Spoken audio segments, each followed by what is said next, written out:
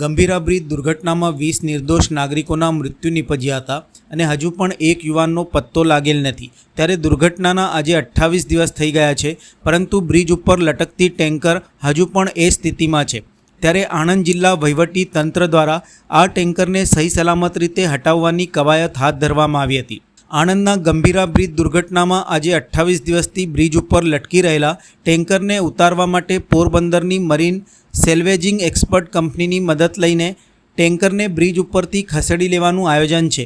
Marine emergency response સેન્ટરની team દ્વારા operation હાથ ધરવામાં આવ્યું છે અને ટેન્કરની નીચે બલૂન ગોઠવી ટેન્કરને ખેંચવા માટે લોખંડના 900 મીટર લાંબા કેબલોથી ખેંચવામાં આવશે।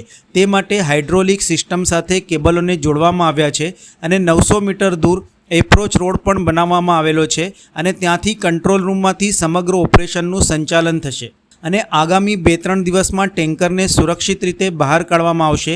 બ્રિજ ઉપર લટકી રહેલું ટેન્કર તંત્ર માટે હાલ પડકારજનક છે। મરીન ટીમ છેલ્લા 5 દિવસથી ટેન્કરને કેવી રીતે સુરક્ષિત બહાર કાઢી શકાય તેના વિવિધ પાસાઓનો અભ્યાસ કરી રહી છે, જેમાં હાલ તો લટકી રહેલી ટેન્કર નીચે સુરક્ષિત માત્રામાં હવા ભરી તેને ટ્રકના આગળના વચ્ચેના સ્થાનમાં ગોઠવી બહાર કાઢવાનો નિર્ણય લેવાયો છે। આ માટે પોરબંદર મરીન્સ વિભાગની 40 કરતાં વધુ સભ્યોની ટીમ ગંભીરા બ્રિજ ઉપર ખડે પગે કામગીરી કરી રહી છે। આજે આણંદના કલેક્ટર પ્રવીણ ચૌધરીએ પણ સ્થળ મુલાકાત લીધી હતી તથા આ ઓપરેશન સંદર્ભે વિસ્તૃત માહિતી આપી હતી। गंभीरा ब्रिज की दुर्घटना के बाद वहाँ पर एक ट्रक अभी भी ब्रिज के ऊपर फंसा हुआ है। उसके रेस्क्यू के लिए पोरबंदर के विश्वकर्मा ग्रुप की मरीन इमरजेंसी रेस्पॉन्स सेंटर ने ये काम हाथ पे लिया है। उन्होंने एक पूरा रेस्क्यू प्लान तैयार कर दिया है, क्योंकि सबसे बड़ी समस्या इस पूरे प्लान को एग्जीक्यूट करने में एक तो ब्रिज के दुर्घटना के बाद ब्रिज की स्ट्रक्चरल इंटीग्रिटी का एक प्रश्न है। दूसरा, वहाँ काम करने के लिए जो ब्रिज के ऊपर स्पेस मिलना चाहिए, क्योंकि ब्रिज दुर्घटना के बाद ब्रिज की स्ट्रेंथ एंड स्ट्रक्चरल इंटीग्रिटी का प्रश्न है, तो इसलिए वहाँ पर हेवी लोड भी यूज नहीं कर सकते हैं।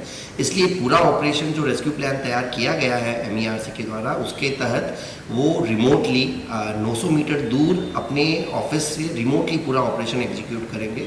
पूरे ऑपरेशन में उन्होंने स्ट्रेटेजिक जगहों पर CCTV भी लगाए हैं, ड्रोन से पूरा मॉनिटर भी होगा पूरा ऑपरेशन।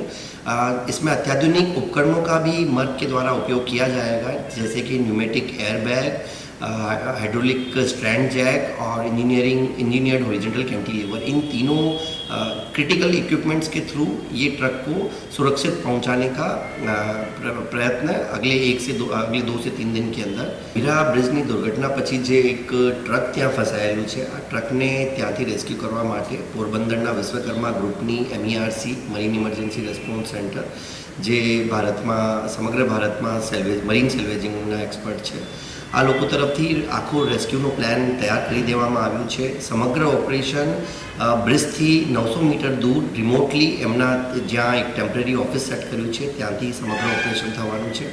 આ ઓપરેશનમાં એમના દ્વારા ખૂબ અત્યાધુનિક ઉપકરણોનો ઉપયોગ કરવામાં આવશે, જે ન્યુમેટિક એરબેગ્સ છે, હાઇડ્રોલિક સ્ટ્રેન્ડ જેક છે, ઇન્જિનિયર્ડ હોરિઝોન્ટલ કેન્ટિલીવર છે, આ ઉપકરણો થકી આ રેસ્ક્યુ કરવામાં આવશે, જેથી કોઈ પણ માનવ જીવનને જોખમ ના થાય આ ઓપરેશન કરતા સમયે, અને બ્રિજની સ્ટ્રક્ચરને પણ કોઈ બીજું નુકસાન નહીં થાય। આ બંને બાબતોને ધ્યાનમાં રાખીને સમગ્ર ઓપરેશન આગામી 2 થી 3 દિવસમાં પૂરું કરવામાં આવશે।